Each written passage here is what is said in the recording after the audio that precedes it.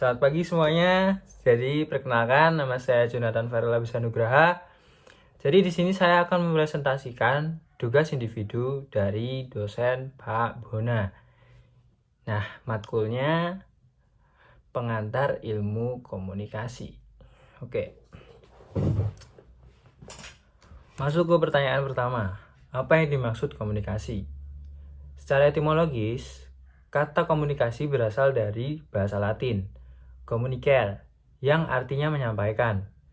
Menurut asal katanya tersebut, arti komunikasi adalah proses penyampaian makna dari satu entitas atau kelompok ke kelompok lainnya melalui penggunaan tanda, simbol, dan aturan semiotika yang dipahami bersama. Dari penjelasan tersebut, komunikasi dapat diartikan yaitu suatu aktivitas penyampaian informasi dari satu pihak ke pihak yang lainnya, atau seseorang maupun sekelompok orang, baik itu pesan, ide, dan gagasan yang dilakukan secara langsung maupun tidak langsung agar saling terhubung dengan lingkungan sekitar. Baik, kita masuk ke pertanyaan berikutnya. Definisi komunikasi menurut pakar. Yang pertama ada Raymond S. Ross. Komunikasi dapat diartikan sebagai proses menyortir, memilih, dan mengirimkan simbol-simbol. Proses tersebut dilakukan sedemikian agar dapat membantu pendengarnya untuk membangkitkan makna atau respon yang serupa dengan dimaksudkan komunikator dan pikirannya. Nah, ada yang kedua dari Rogers dan De Lawrence Kincaid. Komunikasi merupakan suatu proses pertukaran informasi yang dilakukan oleh dua orang atau lebih, yang pada gilirannya akan memunculkan saling pengertian yang sifatnya mendalam. Kita ada yang ketiga, Shannon dan Weaver. Komunikasi sebagai bentuk interaksi manusia di mana secara sengaja maupun tidak sengaja terjadi upaya saling mempengaruhi antara satu dengan yang lainnya. Bentuk interaksi ini tidak sebatas penggunaan bahasa verbal, namun juga dalam bentuk ekspresi muka, lukisan, seni, atau teknologi. Lanjut, kita ada yang keempat, Stephen. Dalam buku pengantar ilmu komunikasi karangan Prof. Dr. Hafid Cangara MSc, dinyatakan bahwa Stephen mendefinisikan komunikasi sebagai reaksi yang diberikan suatu organisasi terhadap suatu objek atau stimuli. Reaksi ini dapat terjadi kapan saja dan berasal dari seseorang atau lingkungannya.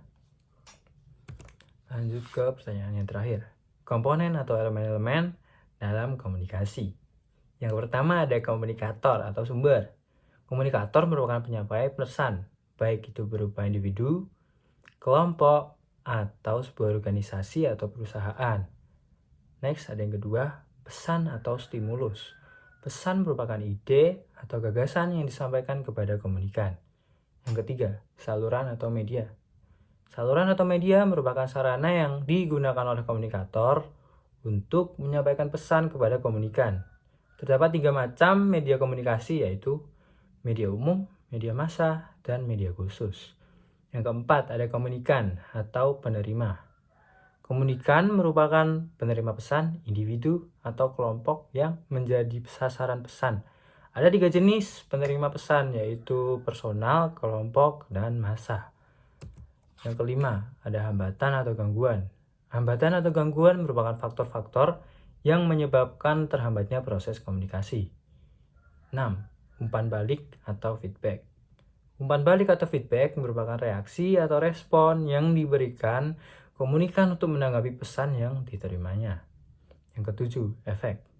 Efek merupakan hasil akhir dari proses komunikasi.